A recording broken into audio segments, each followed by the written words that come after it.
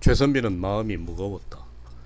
과거 시험날은 바득바득 다가오고 남도라 끝자락 나주땅 여기에서 한양 천리길 과거 시험장에 가려면 적잖은 여비가 들 것인데 아직 한 푼의 여비도 마련하지 못하였으니 가슴이 바삭바삭 탔다. 더구나 과거 시험을 보는 쪽쪽 낙방을 했으니 이제 최선비의 나이 40, 벼룩도 낯짝이 있다고 가난한 살림을 지금껏 도맡아 어렵사리 꾸려온 아내에게 또 손 벌릴 용기가 나지 않았던 것이다. 최선비보다 나이가 2살 적은 16에 시집온 아내는 지금 나이 38이 되도록 20년간을 혼자 살림을 해오며 오직 글 공부만 하는 서방님 뒷바라지를 군소리 한마디 없이 충실히 해왔다. 20년을 글을 읽었으면 이제 떡하니 장원 급제라도 해서 고생한 아내의 원이라도 풀어주었으면 좋으련만 답답할 따름이었다. 나무 싹 바느질에 길쌈에서 옷 만들기를 도맡아 해온 아내는 낮이나 밤이나 진날 갯날 없이 일에 매달리며 오직 남편 최선비가 입신 출세하여 가문을 빛내고 백성들과 나라를 위해 바르고 큰 일을 할 수 있도록 기원을 했던 것이다. 최선비도 처음 과거 시험 보러 갈 때는 청운의 꿈을 품고 한양 땅을 밟으며 바로 장원 급제하여 세상 사람들에게 보아란 듯이 자랑도 하고 헛기침을 하며 높게 거들먹거릴 기회가 바로 오려니 하고 큰 소리를 치고 떠나왔는데 결과는 매번 바로 낙방이었다.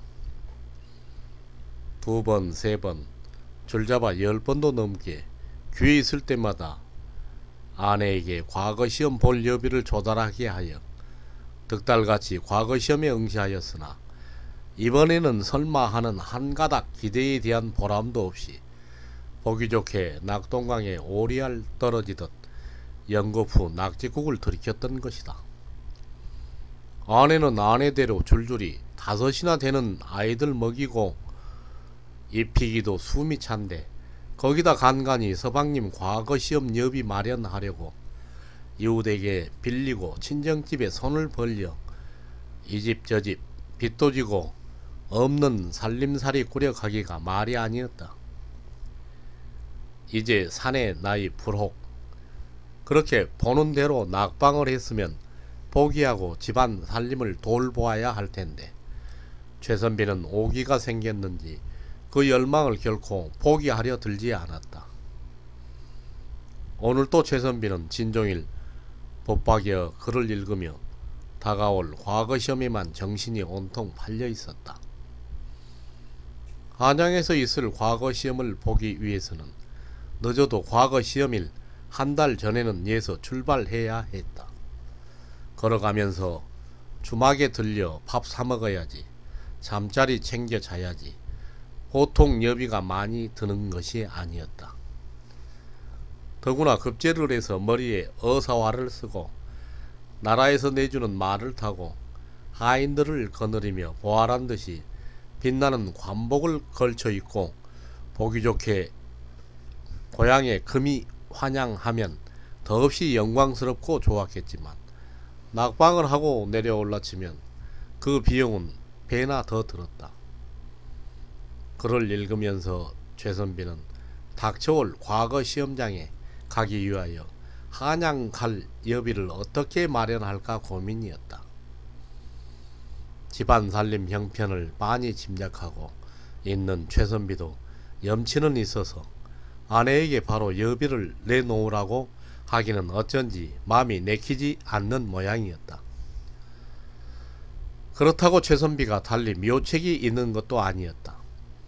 일가 친척이며 이웃들도 최선비가 과거 시험 보러 간다고 여비를 좀 빌리자고 하면 코웃음으로 웃어 넘길 것이었다. 그렇게 한 평생을 다 바쳐 과거 시험에만 매달렸어도 급제할 가망이 전혀 보이지 않을성 싶은 데다가 벌써 수차례씩이나 여비를 빌려주고도 받지 못하고 있었기 때문이었다. 당장 빌려간 내 돈 내놓으라고 호통을 치고 싶었으나 최선비 아내의 딱한 처지와 착한 심성을 보고는 이러지도 저러지도 못하고 있는 실정들이었다. 그러기에 결국 최선비는 얼마 가지 않아 아내에게 빈손 벌리며 과거 시험 타령을 하며 여비를 좀 장만해 줄 것을 부탁할 것은 불을 보듯 빤했다. 그로부터 닷새 후 최선비는 이웃집 방아를 찧어주러 갔다 돌아와 늦은 저녁 상을 차려 들어온 아내에게 밥수저도 들지 않고 말을 건넸다. 여보, 부인, 내 염치 없지만 이번 한 번만 내 마지막으로 과거 시험에 응시해보려 하오. 그래도 사내가 뜻을 세웠는데 기어이 성취해야 할 것 아니오. 어렵겠지만 이번만 여비를 좀 마련해 주오. 최선비의 말에 아내는 말문이 막혔다. 언제적 빌린 여비도 이 집 저 집 다 못 갚고 일품으로 닥치는 대로 갚아나가고 있는 실정인데 또 여비 타령이라니. 그래도 네 집에서 빌려만 주면 얻어다 주겠는데 도무지 빌려줄 집도 더 이상 없었다. 그렇다고 하늘같은 서방님의 부탁인데 아니 된다고 말할 수도 없었다. 고된 일을 하고 돌아온 아내는 밤 입맛까지 싹 달아나 이 일을 도대체 어떻게 해야 할지 도무지 막막하기만 했다. 이번엔 내 기필코 급제하여 당신의 노고에 보답하고 가문을 빚내리다. 말없는 아내를 슬그머니 바라보며 최선비는 이번에는 기어이 무엇을 해 보이겠다고 다짐하는 말을 보탰다. 하긴 늘 그려오던 터였다. 네, 서방님, 어서 진지 드세요. 아내는 마지못해 대답했다. 그래, 고맙소. 내 이번에는 부인의 공을 반드시 갚을 것이에다. 그럼 닷새 후에 떠날 테니 여비를 좀 장만해 주시오.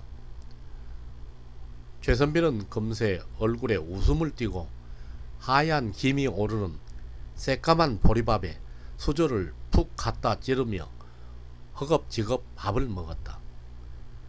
그러나 막상 그렇게 대답을 한 아내는 이를 어떻게 할까 고민이었다. 아무리 생각해 보아도 도무지 뾰족한 방법이 나오지 않았던 것이다.